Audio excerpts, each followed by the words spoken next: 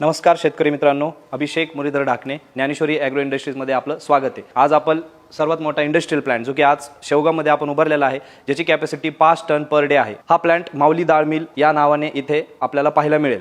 यामध्ये 5 ton daily हरभऱ्याची डाळ ही बनवली जाते।